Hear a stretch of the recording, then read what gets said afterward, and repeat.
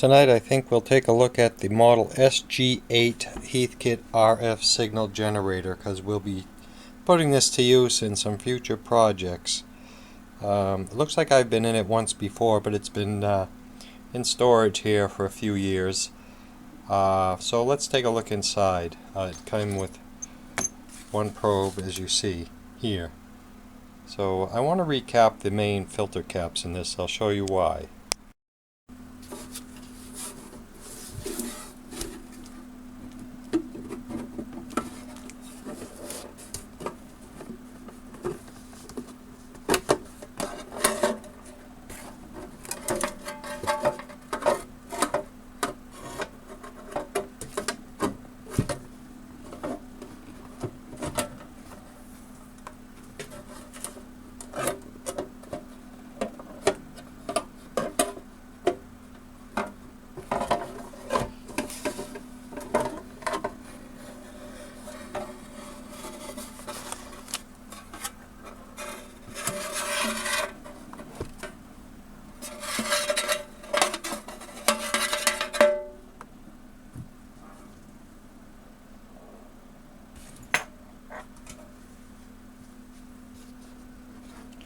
I had a similar piece of test equipment fry up on me while I was using it one afternoon, and in this case I think I've been in here before and changed one wax capacitor. But what I want to do is change this main filter cap right here. I may even leave the selenium rectifier in there for now. But this is a 20 plus 20 at 150. The reason I want to change it is, well, that the ground, look at that, the ground isn't even soldered.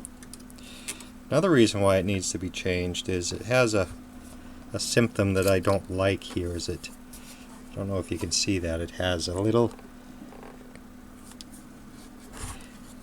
bulge right here.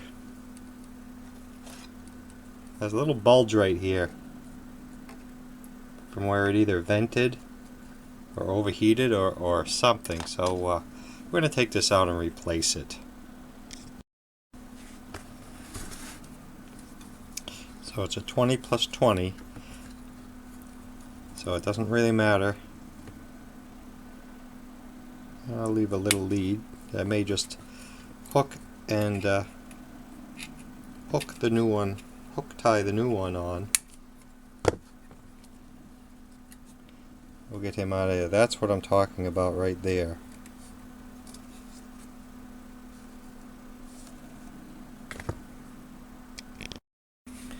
Okay, I figure what we'll do here is we'll check for leakage. I'll test the capacitance, but I really want to check for leakage. So we're 150 at 20 plus 20 at 150. This is a 2-section cap. So for capacitance, 20 is the low scale of this, but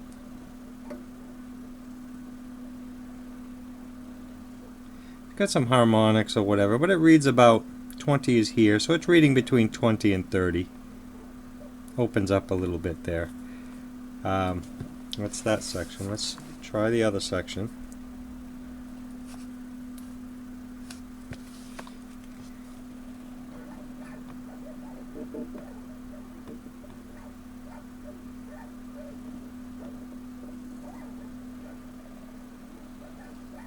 It's about the same. And the power factor, it closes right up at about 20.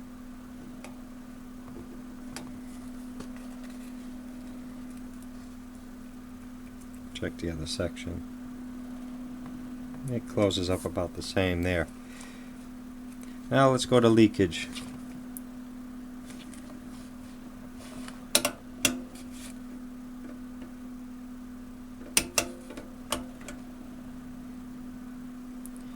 Let's crank it up. It opens.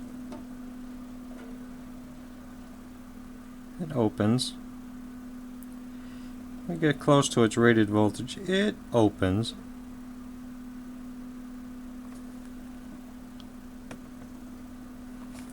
It's a little eye closure. It doesn't open up completely.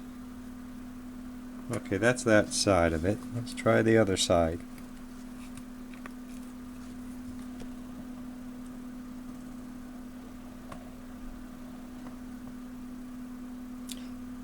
This side tests much better.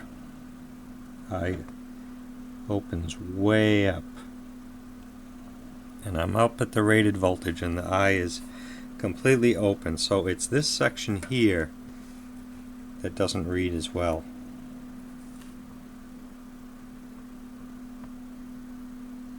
Well, it reads. Never completely opens up, has a little bit of leakage. So we'll change this out. Okay, what I'm going to do is I've taken two capacitors. They're 30 at 160, that'll be fine. I've got the correct polarity, and I'm just going to take a little super glue. I saw someone do this, and that didn't come out bad. I'm just going to put a little bead, just a dab on the plastic to hold them together. Like so. Just a dab of super glue and hold them together. And we'll test these again using the capacitor tester. Okay, our super glue is dried, so let's go ahead and we'll solder these up.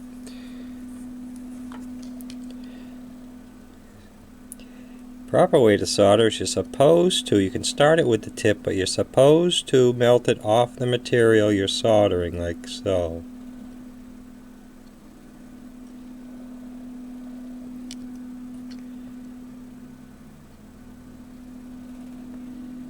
Solder melts at 500 degrees Fahrenheit.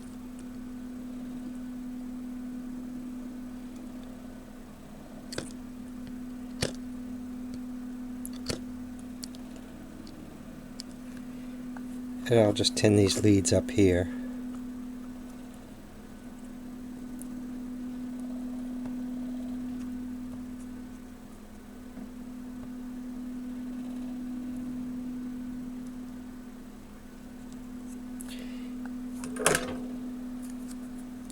Now over to the capacitor tester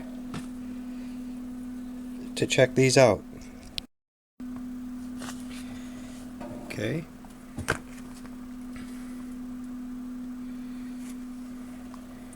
Ground here.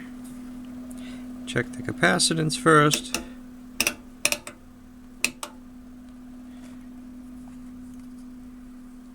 And we'll attach our lead here and see what we get.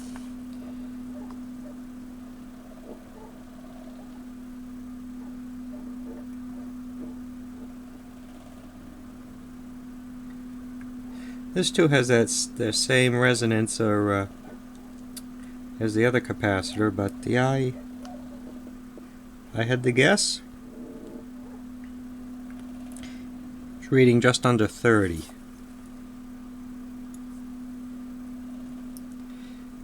And over here, it's about the same. Now the most important, leakage. Let's try the power watch those leads. Let's try the power ratio with this. The eye closes way up, about 30.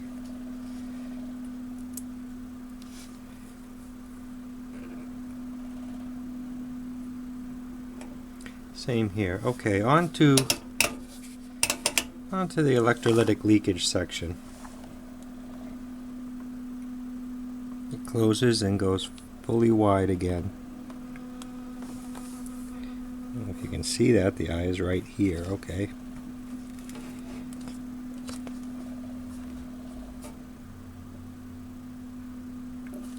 Increase the voltage. And you'll see the eye close and then widen up as the capacitor charges. This is 160 volts, right about 100 volts, and it's still opening wide open. go up close to its rated voltage here. And it's open.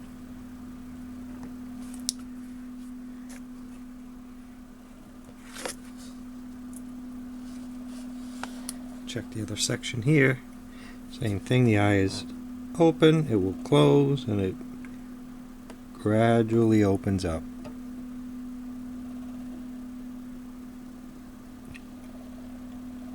$100 volts.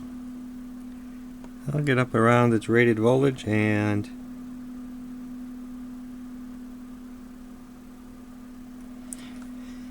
the eye is open right up.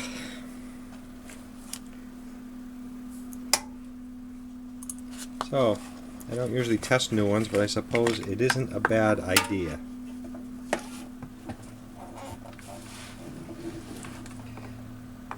Now we'll go ahead and install them in the power supply here. Do a little dry fit. Got plenty of room.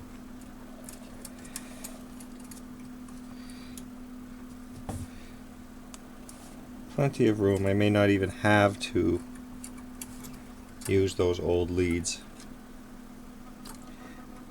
but it wouldn't hurt, and we'll just tack them in like so.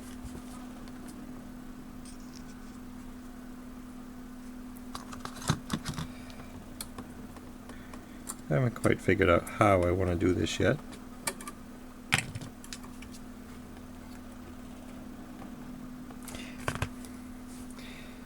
There's an opening on that terminal strip, and this one's pretty occupied over here because there's three wires.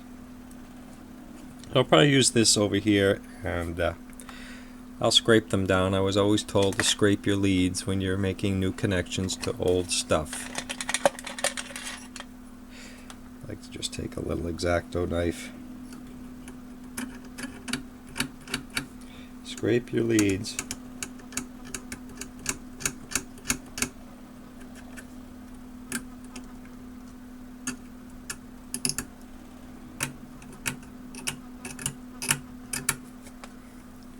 I've already tinned the leads of the new one, but you probably should have scraped these too, wouldn't hurt. I do have a small vacancy on this terminal strip over here. I don't know how far I'm going to go with that. Let's just dry fit again. Watch your polarity. I have the negatives going the correct way. I can space it about halfway between. Let's give these a curl.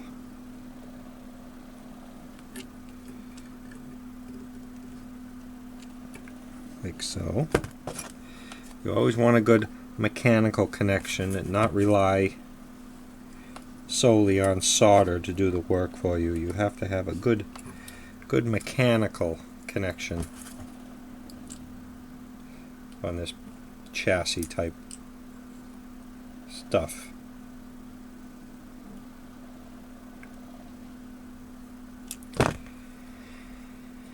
And we'll just hook them on here.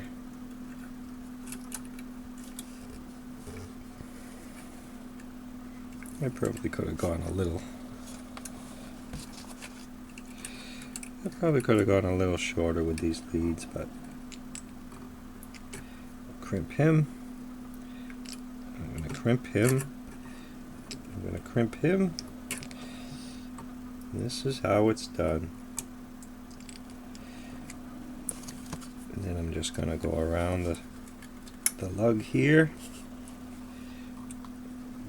Lost my crimp over here. Crimp that a little tighter.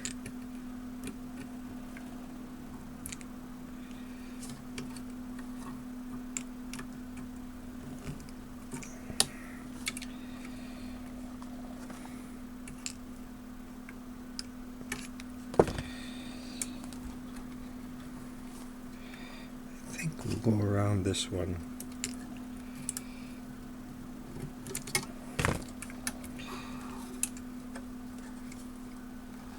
Like so.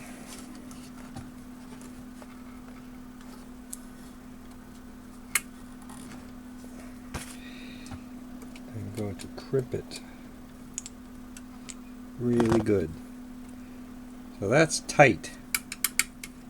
It's away from the chassis.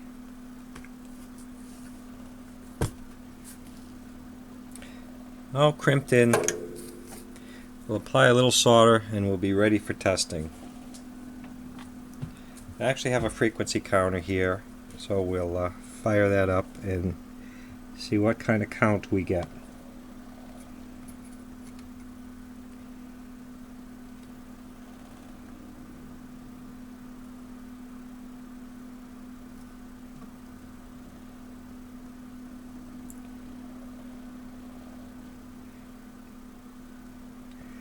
Grounds usually take a little longer to heat. Let them get good and hot.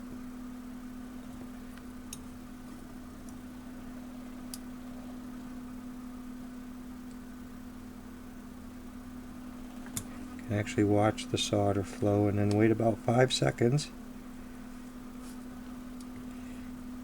And you're done.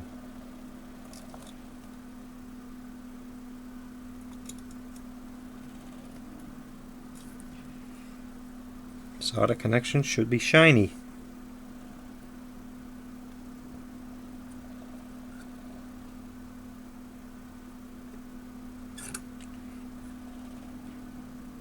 And you're supposed to let the heat, the solder melt off the material, not the iron. Always be careful not to singe any wiring or the dial cord in a radio.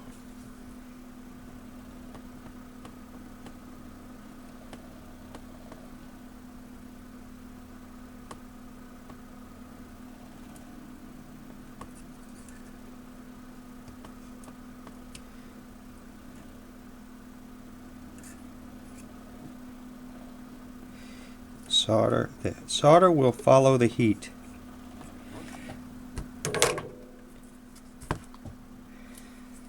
Let that cool. I'm not too concerned. I can trim it up if I really want to.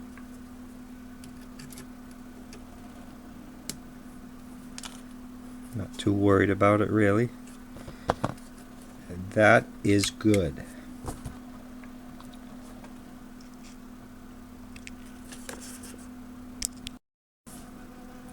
Okay, we'll apply some power here and we're ready for the smoke test.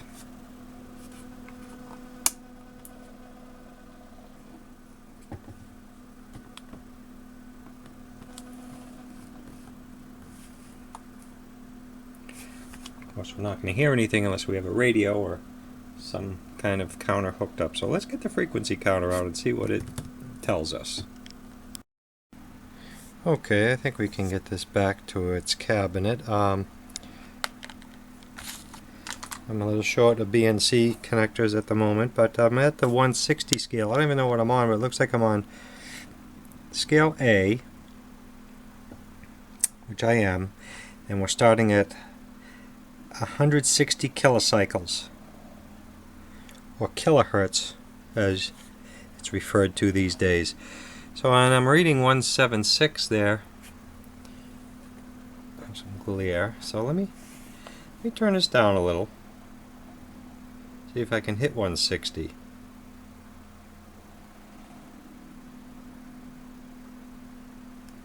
Well, that's close enough for our work. So as we wind it up, let's go away from the dial, look at the counter here.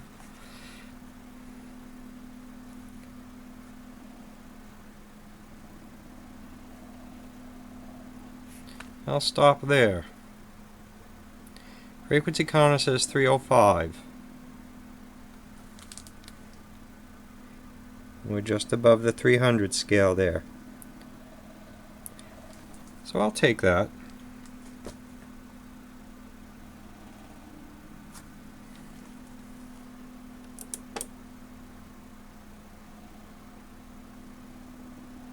Times 1 times 10. I don't know. Does that mean I have to put up the RF output a little bit? I don't. Yes. Okay.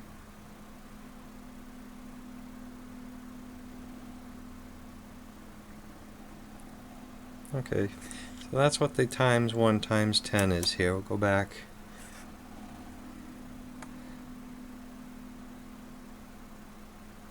Just give it a little bit of RF.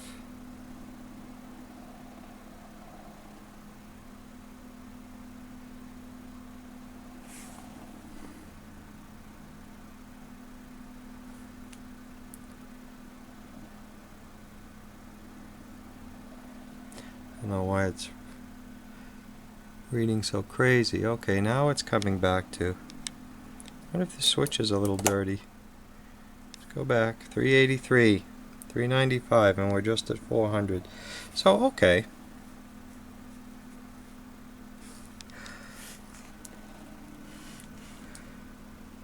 So, what do I want to check here? 455 kilohertz IF for AM radio. That is correct.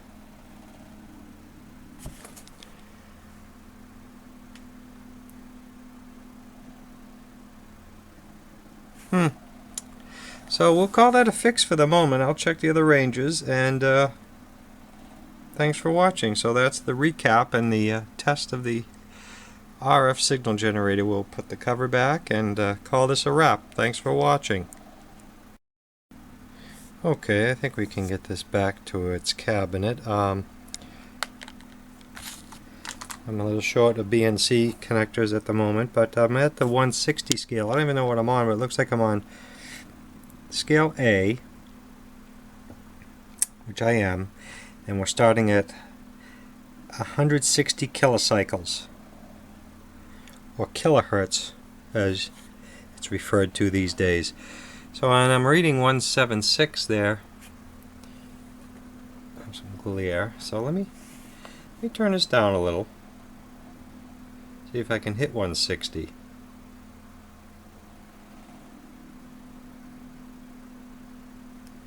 Well, that's close enough for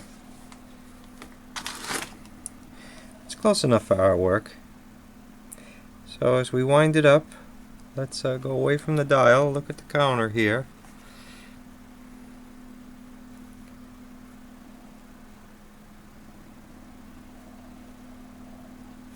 I'll stop there.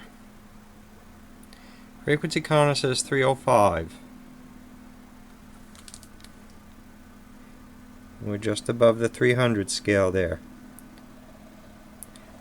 So I'll take that.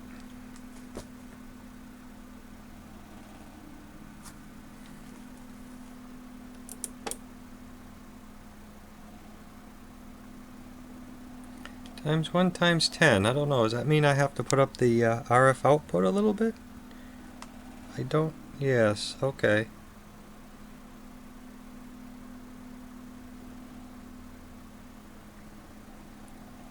Okay.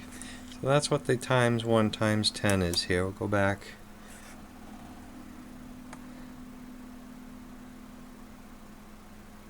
Just give it a little bit of RF.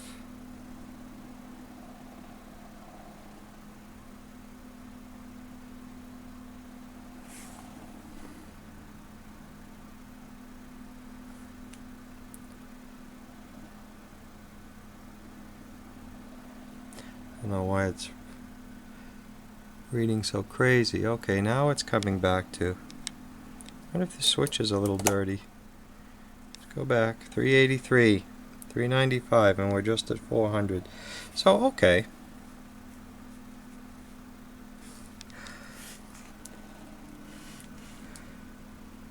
So, what do I want to check here?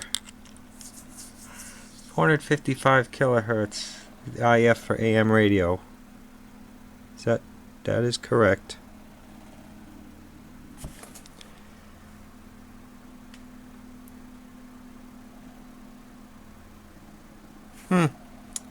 So we'll call that a fix for the moment. I'll check the other ranges, and thanks for watching. So that's the recap and the test of the RF signal generator. We'll put the cover back and call this a wrap. Thanks for watching.